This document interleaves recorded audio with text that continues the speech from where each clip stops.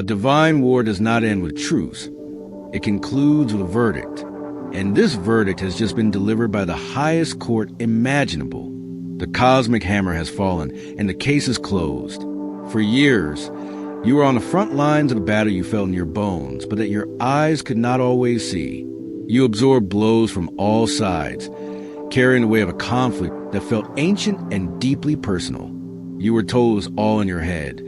But what they didn't understand is that the battle was never solely against people. It was against an entire timeline of lack, struggle, and oppression. And that timeline has just collapsed.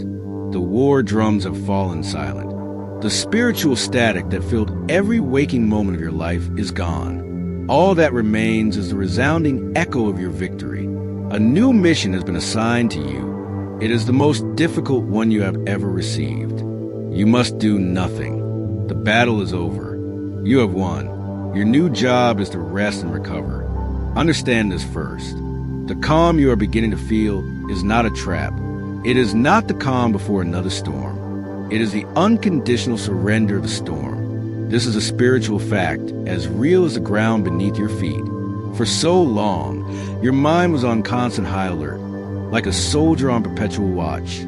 Every phone call could be a threat. Every email, a hidden bomb. Every new person, a potential infiltrator. Your nervous system was wired for war, because you were indeed at war. It wasn't paranoia. It was an accurate reading of the spiritual climate. You were living in occupied territory, and your spirit knew it. The tension in your shoulders, the shallow breaths, the inability to fully relax. This was a uniform you wore every day. It was the armor of a warrior who knew the fight could resume at any moment. It was why you could never fully savor moments of peace. A part of your mind was always on guard duty, constantly scanning the horizon for the next inevitable intrusion. That vigilance was for survival, but overnight, something gave way, and it wasn't you, it was them. It was their supply line. It was the very source of their power. A divine ceasefire has been declared, but this is not a negotiation between two equal parties. It was an order from the ultimate authority that disarmed them. The other camp had no say. They were simply notified that their access was revoked, their contract terminated, the spiritual space permanently closed off to you. That buzzing in your ears you mistook for tinnitus was actually the sound of their psychic attacks, their hateful whispers, their constant broadcasts of failure and fear. Listen carefully. Do you hear that? The silence is the sound of their transmission tower collapsing. It is the sound of their frequency being erased from the cosmic airwaves. Their ammunition was gossip. Their strategy was gaslighting, and the divine has just cut their communication lines. They are now screaming into a dead phone, wondering why you aren't responding. In the days to come, your body will have to learn this new reality. You will wake up braced for impact, only to find peace. You will catch yourself scanning rooms for threats that no longer exist. This is a muscle memory of a soldier, and it will take time for those muscles to unclench. Be patient with yourself. You are deprogramming from a lifetime of conflict. The hypervigilance that kept you safe is now obsolete.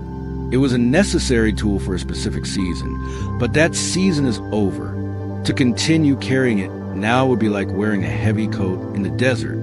It would only weigh you down and exhaust you. Your new mission requires you to be light. It requires you to trust the silence.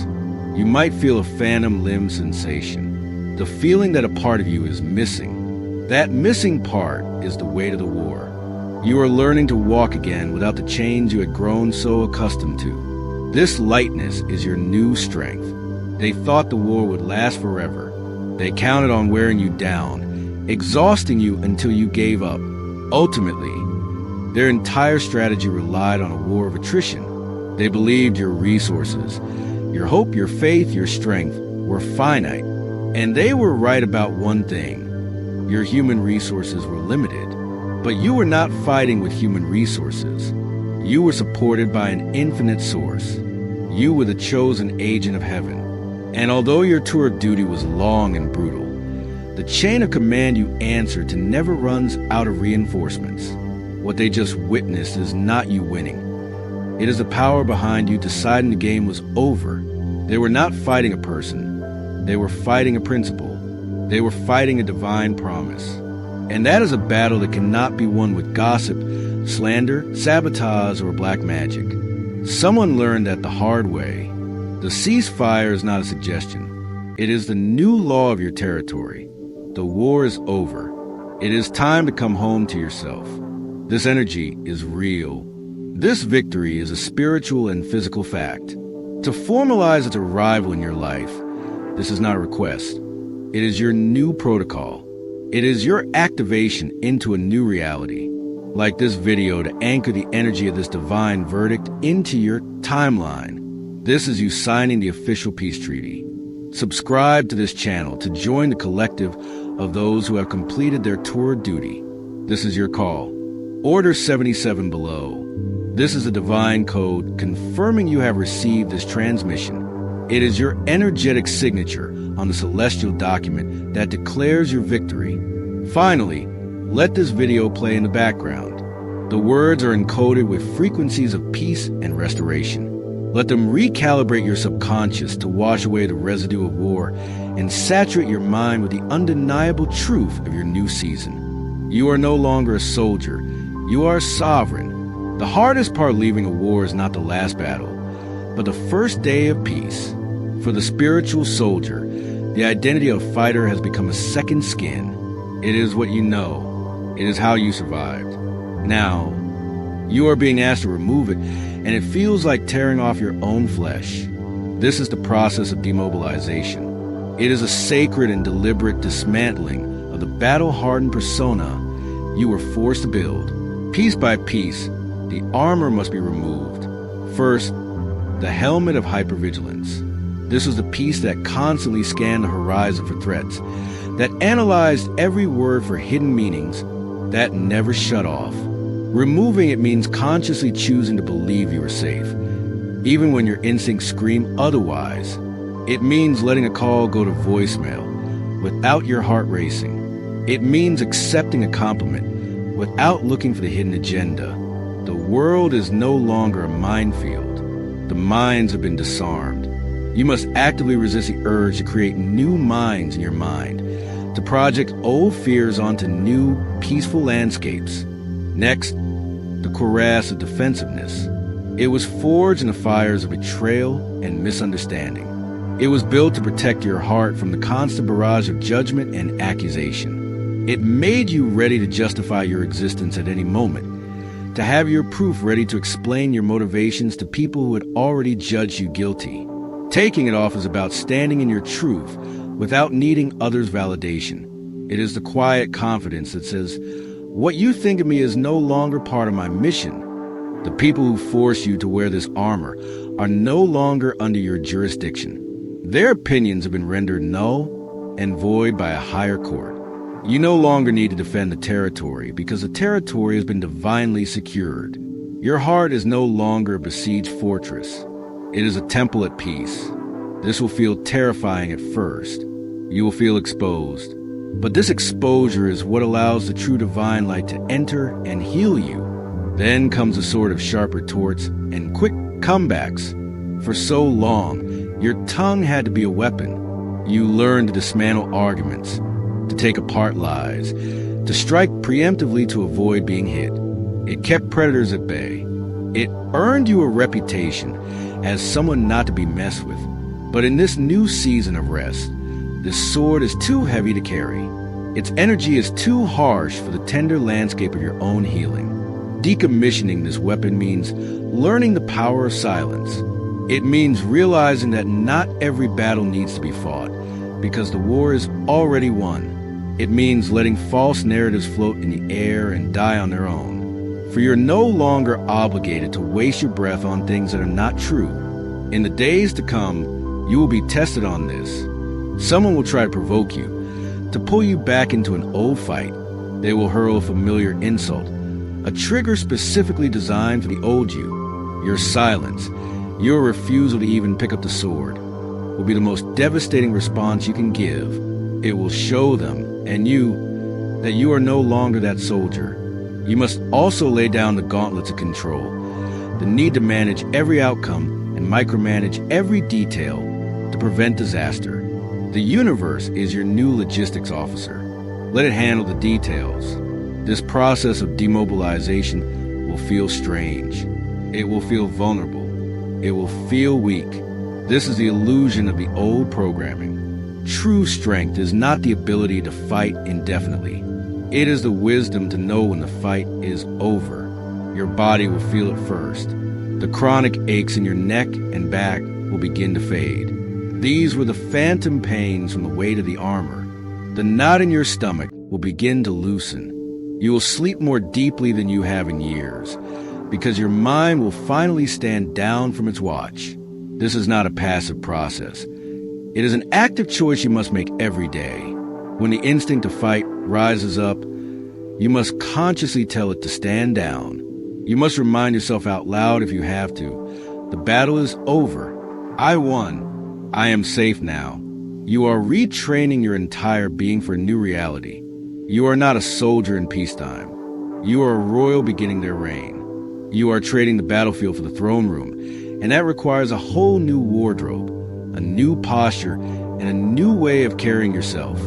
Now that the armor is off, you can see the wounds it was covering. The second phase of your new mission is a sacred inventory. This is not about reopening old wounds to feel the pain again. It is about honoring the scars of your victory. A soldier does not return from war pretending he was never hit. He goes to the infirmary. He lets the medic assess the damage. He receives the necessary treatment for a full recovery. Your time in the divine infirmary has begun. This is a period of deep, sometimes painful reflection, but it is reflection with a purpose. Every scar tells a story not of your weakness, but the enemy's desperation. You are not looking back to relive it. You're looking back to free any part of you still trapped on that old battlefield. This is an act of soul retrieval, guided by the divine. You must look at the wound of betrayal, that person or group of people in whom you placed absolute trust, those who smiled to your face while sharpening the knife. Their betrayal was not an act of random cruelty. It was a calculated military strike. They were assigned to get close to you, to learn your weaknesses, to strike at your most vulnerable moment, to take you out of the fight. The pain was immense. It was designed to be. But look closer. You are still here. The wound they inflicted did not kill you. It scarred over a part of you that was too naive, too trusting. That scar is not a mark of shame. It is your medal of honor. It is proof that you survived a direct hit from an enemy agent and kept on walking. In the sacred inventory, thank that wound for the wisdom it gave you. Acknowledge the pain, then release the person who inflicted it from your energy field. They are ghosts of a finished war. They hold no power here. They were a necessary evil, a harsh teacher in the divine curriculum of discernment. Next, you must tend to the wounds of isolation. For years, you felt utterly alone. Friends drifted away. Family didn't understand. You were an outcast, a lone wolf navigating a world that seemed to misunderstand you. This isolation was also a strategic maneuver by the enemy. An army seeks to isolate a powerful soldier before attacking. They cut you off from your support systems to make you feel weak and exposed. But heaven hijacked their plan. The isolation was not a punishment. It was a protection. It was a sacred quarantine. It kept you away from spies, saboteurs, and well-meaning but ill-equipped people who would have held you back or diluted your focus. In that solitude, you learned to rely on your own connection to the divine. You learned to hear God's voice without the static of others' opinions. That solitude forged an unbreakable bond between you and your Creator. The scar of loneliness is the mark of a self-sufficient leader who was trained in private by the highest power in the universe. It is the badge of your sovereignty. Next, you must heal the wound of being misunderstood, the constant pain of having your intentions twisted and your character assassinated. This was a form of psychological warfare designed to make you doubt your own sanity. They painted you as a villain in a story where you were the one being attacked. This wound made you question your own goodness. Examining this wound now, you see it had nothing to do with you. It was a projection of their own inner corruption. They had to misunderstand you to justify their mistreatment of you. This scar is proof of your integrity. It shows that you remain true to yourself. Even when the whole world was presented with a false version of you, it taught you that divine validation is the only validation that matters. Finally, you must heal the wounds of exhaustion and near despair. The moments you were ready to give up, the nights you cried yourself to sleep, begging for it all to stop, the times your faith hung by a fragile thread. These were not moments of failure. They were moments of training, of spiritual endurance. You were pushed to the absolute limit of your human capacity, so you could discover the divine capacity lying dormant within you. Every time you wanted to quit, but got up for one more day, you were building a spiritual muscle. That soul-deep weariness was a feeling of your spirit stretching into a new dimension of strength. The scars of your despair are the proof of your resilience. They are the real receipts that show how much pressure you can withstand. They are your credentials for the next phase of your life. While you are taking this inventory, the divine physicians are at work. You might feel sudden waves of sadness or anger. Let them come. This is not a relapse. It is the poison being drawn out. Tears will fall not from new pain, but from the final flushing of old battle toxins. Do not rush this process. It is sacred work. This is how you recover. After existing for years in the deafening noise of combat, stillness feels like a foreign country. You have arrived on its shores, but you do not speak the language. The language of war was loud, urgent, and chaotic. Its vocabulary consisted of words like defend, strategize, attack, survive. The language of stillness is quiet, patient, and poised. Its vocabulary includes receive, allow, be, trust. Your new mission requires you to become fluent in this new language. And as with learning any language, it will feel awkward and frustrating at first. Your conflict-conditioned mind will crave the familiar chaos. It will try to create drama where there is none. It will mistake peace for boredom. This is a critical stage where many veterans of spiritual war stumble. They mistake peace for a lack of purpose and rush into a new, unnecessary conflict just to feel something familiar. You must resist this. You will feel an irresistible urge to be productive. You will wake up and your first thought will be, what do I have to fight today? What problem must I solve? The absence of an immediate threat will create a vacuum, and your old programming will rush to fill it with manufactured anxiety. You will scroll your phone looking for outrage. You will replay old arguments in your head. You will invent future scenarios to worry about. This is the spiritual equivalent of detox.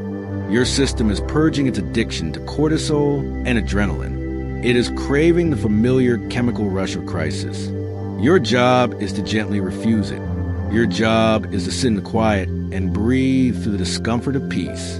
That boredom you feel is not a sign that something is wrong. It is a sign that everything is right. It is a fertile void, the sacred space where your new instructions can finally be downloaded. The divine cannot deliver a new blueprint to a construction site that is still noisy, chaotic, and filled with the debris of the old war. The stillness is the act of clearing that site. In the weeks to come, you must practice the grammar of stillness. This means setting aside time to do nothing, literally nothing. No phone, no television, no books, no podcasts. Just you and your own presence. At first, it will be torture. Your mind will race. But slowly, as you commit to this practice, something will shift. You will begin to hear the whispers beneath the noise. You will notice the way light hits the wall. You will feel the rhythm of your own heartbeat.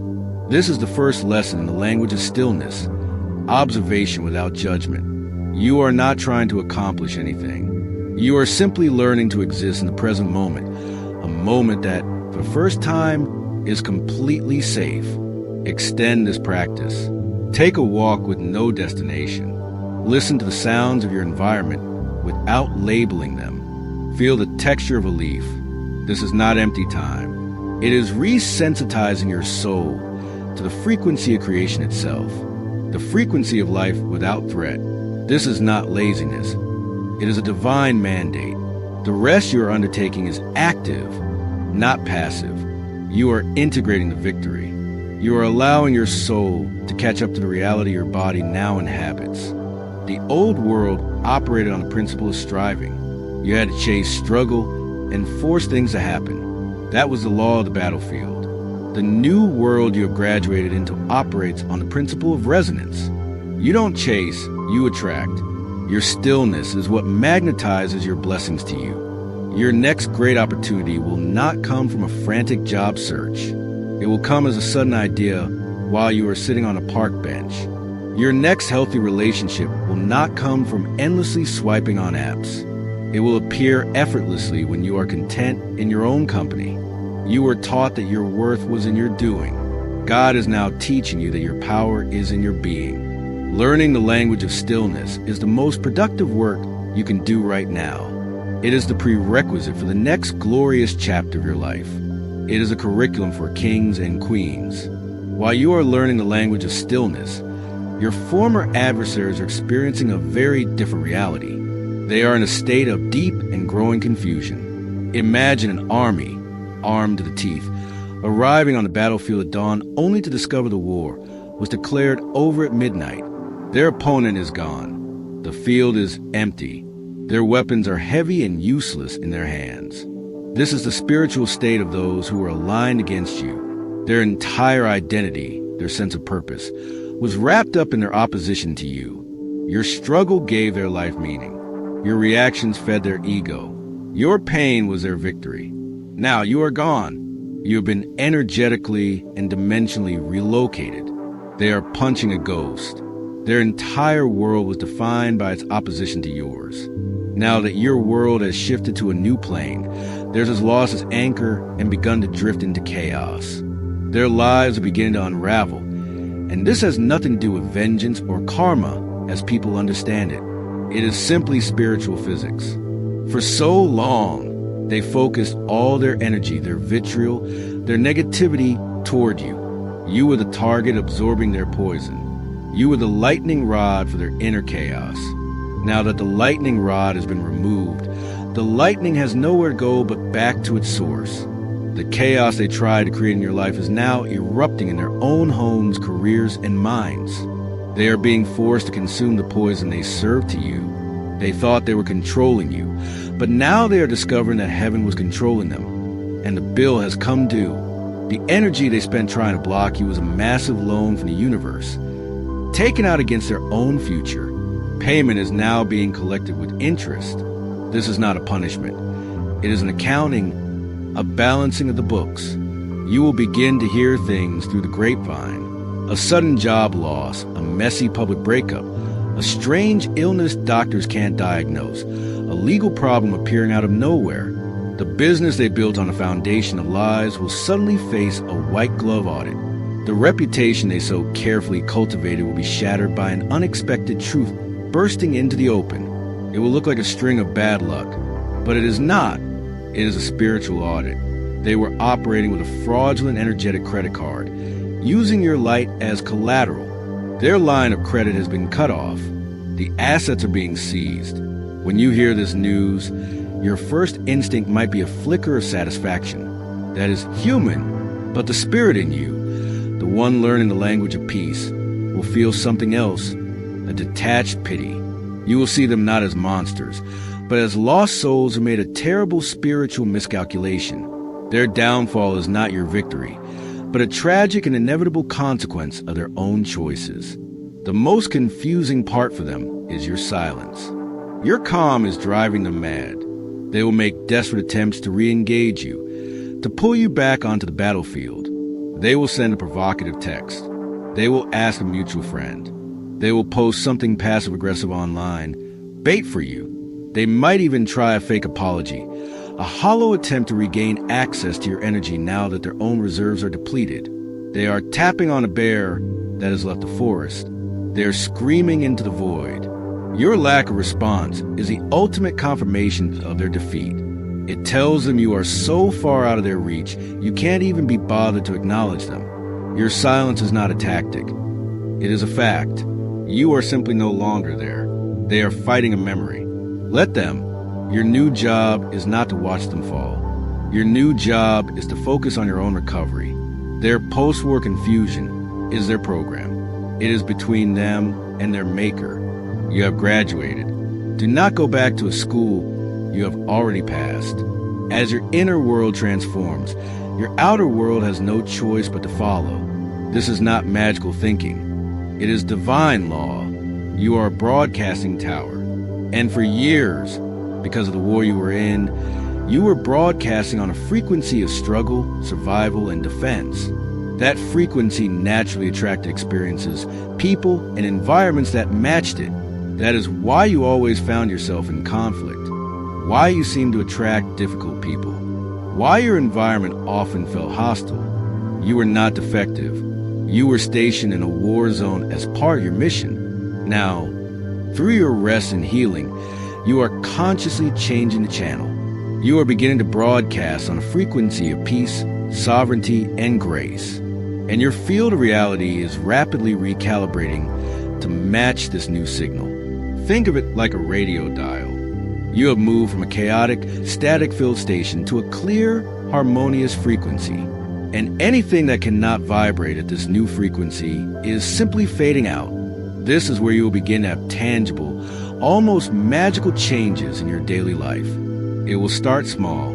The difficult neighbor who played loud music at all hours will suddenly announce they are moving. The toxic co-worker who made your job hell will be transferred to another department or leave their position. The constant stream of bad news on your feed will be replaced by inspiring stories. These are not coincidences. They are cosmic alignments. The universe is cleaning up your environment to match your inner state. Anything vibrating at the old frequency of chaos can no longer exist in your immediate vicinity.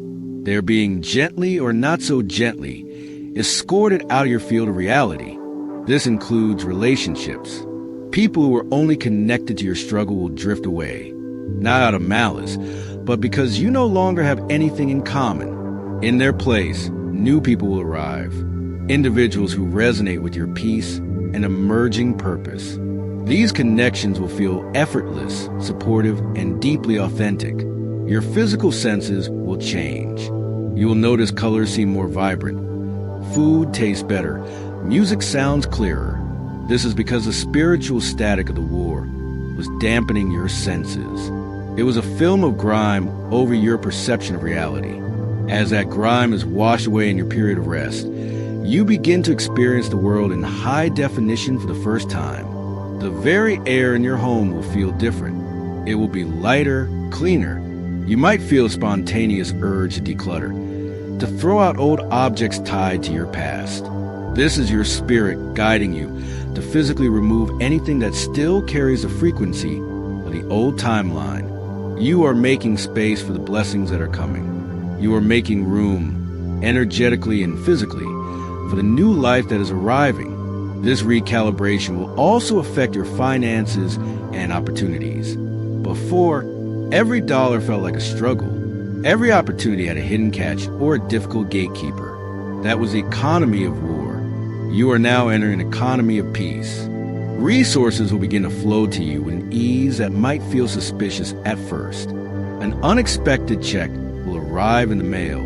A perfect client will find you out of nowhere. An idea that comes to you in a dream will turn into a viable source of income. This is the universe reimbursing you for your time on the front lines. It will seem like luck, but it is divine compensation. Your job is not to question it or feel guilty about it. Your job is to receive it. Your worth was never in question. The circumstances were the problem. Now that your circumstances have been upgraded, your flow is restored. Pay attention to the synchronicities, the numbers you see, the songs you hear, the right people appearing at the right time.